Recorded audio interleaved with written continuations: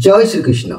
नमस्कार दर्शक बंधु, माधव पवित्र वाणी राशिफल कार्यक्रम रे आपण मानकु स्वागत। प्रिय दर्शक बंधु, आज स्पेशल कार्यक्रम रे मु आपण मानक सामना को आनी छी एक विचित्र कथा जे कि 12टी राशि रो राशिफल जो देखुचंती 12टी राशि रो व्यक्ति माने सेमानकर मांगलिक दोष को कुप्रभाव किपरि हुए मु से विषय संक्षेप रे आज आलोचना करिवि। आपण माने ध्यान देई सुनतांतु। प्रथम मन रखंतु मेष राशि भाई भणी माने जो मानकर विवाह विलंब होउची किंबा कोनोसी मंगल कार्य रे अघटन घटुची किंबा कोनोसी शुभ कार्य करबा को चाहुचंती से कार्य आपनकर हेई पारु नाही। विवाह हो, गृह निर्माण हो, कैरियर जीवन रे किछि गठन करबा हो, व्यवसाय हो, जहाँ भी किछि हो, किछि मंगल कार्य रे अमंगलर वार्ता आह्वान मिलुची से कार्य हवा पाई आपनकर विघटन घटुची। आपण कोनोसी कार्य रे माने शुभाशुभ पाई पारु नाहंती, हवा कार्य ब्रेक हो जाउची बा ब्रेकअप नउची बा बंद हो जाउची। तेबे मो प्रथमे आज मेष राशि विषय कहबा को चाहूची मांगलिक दोष को प्रभाव किपरि हुए आउ ए मांगलिक दोष झियो पो माने जानि रखंतु, भाई भणी माने जानि रखंतु, माँ भणी माने जानि रखंतु। जो अमंगल कार्य होउची प्रत्येक कार्य रे बाधा विघ्न सृष्टि होउची काई कि होउची तार प्रतिकार मो आपन को कहूची। आपण माने जदी संक्षेप रे किछि जानिचंती ताले निश्चित भाव रे आपण सहज हबो बुझिबा पाई। देखंतु मेष राशि भाई भणी माने जदी माने उपाय कौन करिवे ना मेष लग्न रे जदि आपनक जन्म कुष्ठी रे मेष लग्न रे मंगल अवस्थान करिसंती मन रखंतु ताले कौन करिवे ना लाल रुमाल पाखरे रखिवे। भौणी किंबा निज भग्नी को 1 मास 13 दिन जाए मिठा खाइबा को देबे। जे कोनोसी मंगलवार ठारू 1 मास 13 दिन जाए चीनी पकाई रुटी तैयारी करी कुकुर को खाइबा को देबे। तंभारे तैयारी मुदी अनामिका अंगूठी रे धारण करिवे।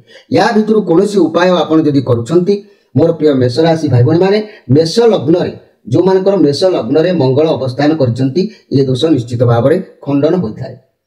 जदि मेष राशि चतुर्थ स्थान होई मंगल जेबे चतुर्थ स्थान रे अवस्थान करिथिबे तेबे निसंतानी व्यक्ति को ठारू कोनोसी द्रव्य दान नेब नाही।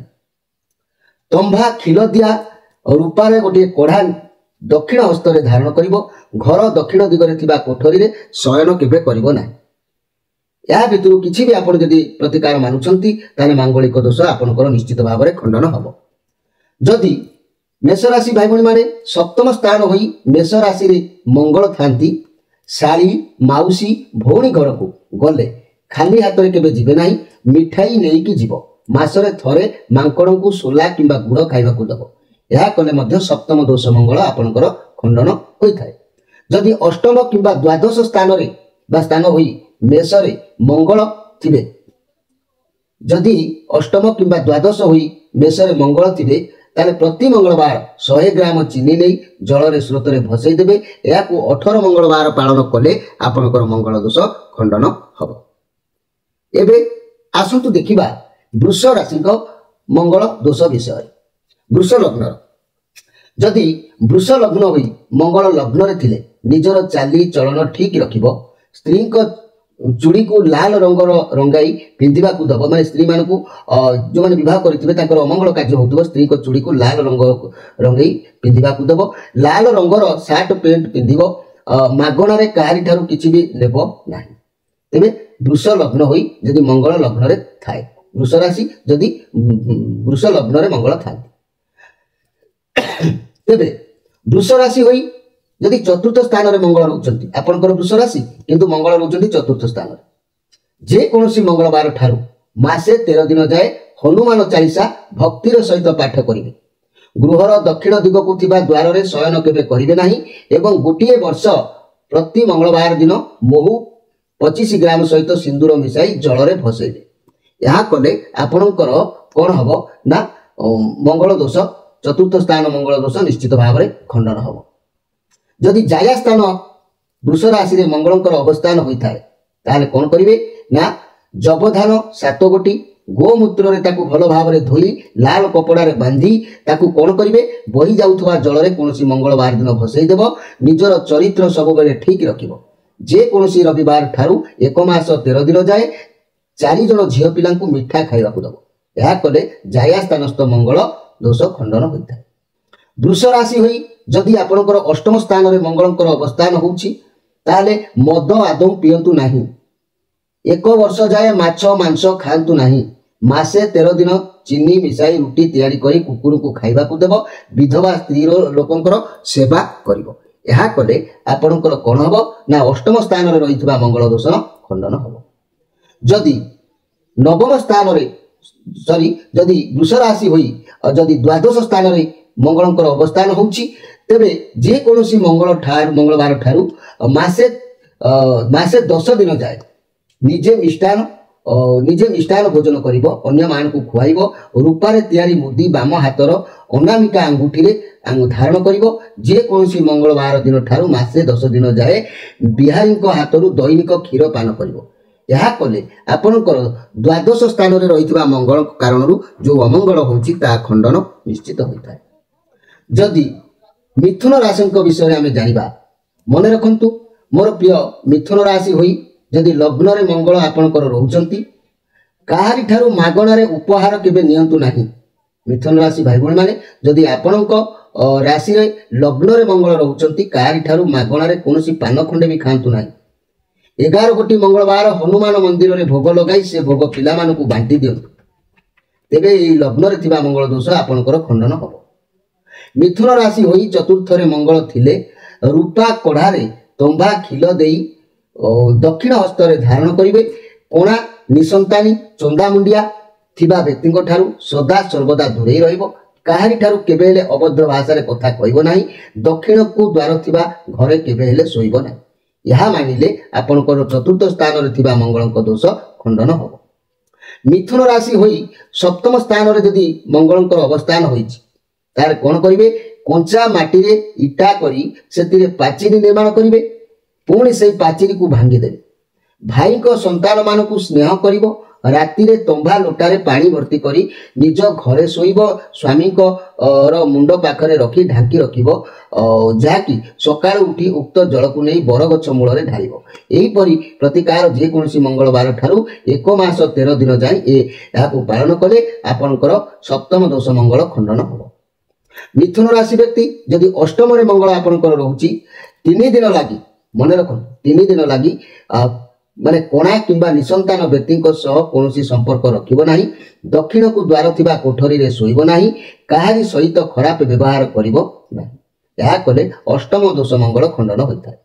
ମିଥୁନ ରାଶି ହୋଇ ଯଦି ଦ୍ୱାଦଶରେ ମଙ୍ଗଳ ଅବସ୍ଥାନ ହେଉଛନ୍ତି 1 ମାସ 13 ଦିନ ଯାଏ ପ୍ରତିଦିନ ସକାଳୁ ଉଠି ମହୁ ଭୋଜନ କରିବ। ଯେକୌଣସି ମଙ୍ଗଳବାର ଠାରୁ 10 ମଙ୍ଗଳବାର ଯାଏ ମନ୍ଦିରରେ ମିଠା ଭୋଗ ଲଗାଇବ। ପ୍ରିୟ ଦର୍ଶକ ବନ୍ଧୁ, ଏ ତ ସମୟ ତ ଲମ୍ବା ହେଇଯିବ, ତେଣୁ ମୁଁ 3ଟି ମେଷ ବୃଷ ମିଥୁନ ଏ 3ଟି ରାଶିଙ୍କ ବିଷୟରେ ମାଙ୍ଗଳିକ ଦୋଷର ପ୍ରଭାବ ବିଷୟରେ ମୁଁ ଆପଣମାନଙ୍କୁ ସୂଚନା ଦେଇଛି। କିନ୍ତୁ ଆପଣ ଖାଲି ତାର ପ୍ରତିକାର ଜାଣିଲେ, କିନ୍ତୁ ମଙ୍ଗଳ ରହିଲେ ଯେଉଁ ସ୍ଥାନରେ ଚତୁର୍ଥ ହଉ ସପ୍ତମ ହଉ ଅଷ୍ଟମ ହଉ ବା ଲଗ୍ନ ହଉ ରହିଲେ କ'ଣ ଦୋଷ ହୁଏ ସେ ବିଷୟରେ ମଧ୍ୟ ଜାଣି ନିଅନ୍ତୁ। ତାପରେ ଆମେ କାର୍ଯ୍ୟକ୍ରମକୁ ଶେଷ କରିବା। ପୁଣି ଆସନ୍ତାକାଲି ଆଉ 3ଟି ରାଶି ବିଷୟରେ ମୁଁ ଆପଣମାନଙ୍କୁ ନିଶ୍ଚିତ ଭାବରେ କହିବି। କାରଣ এই ମାଙ୍ଗଳିକ ଦୋଷକୁ ଯଦି ଆପଣମାନେ ମାନୁଛନ୍ତି ତାହେଲେ ଆପଣଙ୍କର ଧର ଘର କରିପାରୁନାହାନ୍ତି, ଆପଣ ପୂର୍ଣ୍ଣାଙ୍ଗ ହୋଇଯିବ। ବ୍ୟବସାୟରେ ଲସ୍ ଦେଖାଉଛି, ନିଶ୍ଚିତ ପରିବର୍ତ୍ତନ ହେବ। ଶତ୍ରୁ ବୃଦ୍ଧି ହେଉଛନ୍ତି କିମ୍ବା ରୋଗ ହେଉଛି କିମ୍ବା ଭୂମି କ୍ରୟ କରିପାରୁନାହାନ୍ତି କିମ୍ବା ବିବାହ ଉପଯୋଗୀ ହୋଇ ମଧ୍ୟ ବୟସ ଗଡ଼ିଯାଉଛି, ବିବାହ କରିପାରୁନାହାନ୍ତି। ତେଣୁ ଏଗୁଡ଼ିକ ପ୍ରତିକାର କଲେ ଆପଣଙ୍କର এই ମଙ୍ଗଳ ଦୋଷ ସବୁ ଖଣ୍ଡନ ହୋଇଥାଏ। ତେବେ ମନେ ରଖନ୍ତୁ, ମୁଁ ଯେଉଁ 3ଟି ରାଶିଙ୍କ ବିଷୟରେ କହିଲି ମେଷ ବୃଷ ମିଥୁନ, এই ଯେଉଁ 3ଟି ରାଶି ବ୍ୟକ୍ତିଙ୍କର ମଙ୍ଗଳ ବିଷୟରେ କହିଲି, ମନେ ରଖନ୍ତୁ ଲଗ୍ନରେ ମଙ୍ଗଳ ରହିଲେ ସମସ୍ତ ପ୍ରକାର ମଙ୍ଗଳ ଦୋଷ ଉପଲବ୍ଧି ହୋଇଥାଏ। ଯେକୌଣସି କାର୍ଯ୍ୟ କରନ୍ତୁ ଅମଙ୍ଗଳ ଛଡ଼ା ମଙ୍ଗଳ କେବେ ହୋଇନଥାଏ। ବ୍ୟବସାୟ କରୁଛନ୍ତି କିଛି ଦିନ କଲା ପରେ ଅଧାରୁ ବନ୍ଦ ହୋଇଯିବ। ଘର କରୁଛନ୍ତି ସେ ଘର ଅଧାରୁ ବନ୍ଦ ହୋଇଯିବ। କିଛି ଶୁଭ ବିବାହ ଯୋଗ ଲାଗୁଛି, ସବୁ ଠିକଠାକ ହେଲା ପରେ ଭାଙ୍ଗିଯିବ।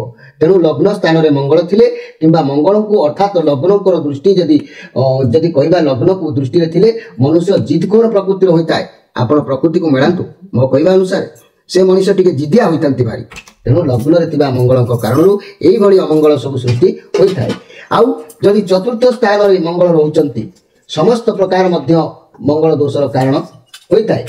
चतुर्थ स्थान में मंगल थिले बा दृष्टि रहिले प्रतिदिन आवश्यकता बा आवश्यक थिबा वस्तु स्वल्प अनुभव होता है। जेते अर्जन कले मध्य सदाबले अपोषा अपूरणीय होता है। जेते थिले मध्य सब अल्प भाव में देखा देता है। तेणु यदि जाया स्थान में मंगलंकर अवस्थान होउची तेबे मन रखंतु तेबे पारिवारिक अशांति देखा देबा सहित परिवार तथा दाम्पत्य जीवन में सब बेले छड़ सृष्टि होता है।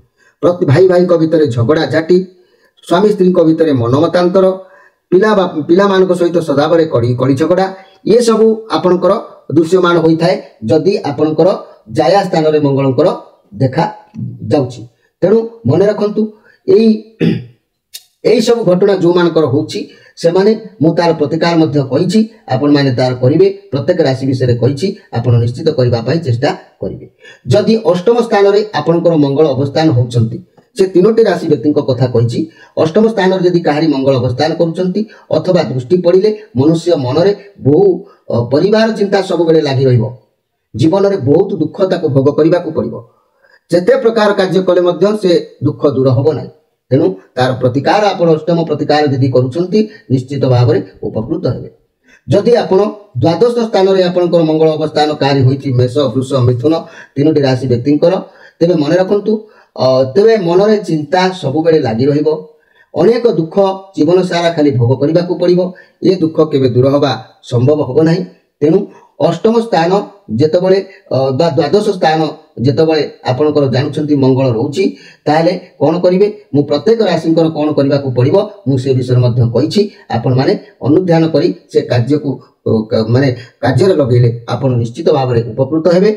मोर प्रिय दर्शक बंधु तीनोटी राशि विषय जो मंगल विषय मु कहिछि लग्न ठारू द्वादश भितर मंगल रहिले कोन हबो प्रत्येक राशिंक विषय मु प्रतिकार कहिछि। शेषर मध्य मो मांगलिक दोषर कि प्रभाव पड़ी था से विषय मध्य कहिछि। जदि आपणकर जीवन में सेमिति किछि घटना घटुची ताले आपण माने निश्चित भाव में आपणकर निज राशि अनुसार आपण प्रतिकार करि पारिबे। आउ जदि किछि अधिक किछि जानिबा को चाहुथांती ताले आपण माने स्क्रीन ऊपर नंबर दिया जाउछि। आपण माने निश्चित भाव में जोगाजोग करी प्रत्येक शनिवार रविवार दिन आम सहित जोगाजोग करि पारिबे। तार प्रतिकार मध्य आपण माने जदि बुझि न पारुथांती निश्चित भाव में भल भाव में बुझि पारिबे। प्रिय दर्शक बंधु समय आज अतिबाहित होइछि पुणी आसंता काली मो आउ तीनोटी राशि विषय मंगल दोष विषय कहबी। आपण माने निश्चित भाव में ये मंगल दोष विषय जानतु। जो भाई भौणी मानकर विवाह विलंब होउछि लग्न रे जदि मंगल रहउछि अमंगल जदि होउछि तीनोटी राशि व्यक्ति मानकर लग्न रे मध्य जहा प्रतिकार मु कहिछि आपण माने ता करी सफलता हासिल करबा को चेष्टा करंतु। प्रिय दर्शक बंधु आपण मान ठार विदाय नहीं रहउछि। आपण माने जदि हमर ई चैनल को सब्सक्राइब करि नाहंती निश्चित भाव में सब्सक्राइब करंतु। दैनंदिन राशिफल हमर चलीछि एवं तत्संगे संगे मासिक वार्षिक राशिफल चलीछि। प्रत्येक समस्यार समाधान मध्य आम कार्यक्रम रे जोगै दिया जाउछि। आपण मान ठार एतिकी कही विदाय नहीं रहउछि। पुणी भेट हबो आउ एक वीडियो रे। नमस्कार।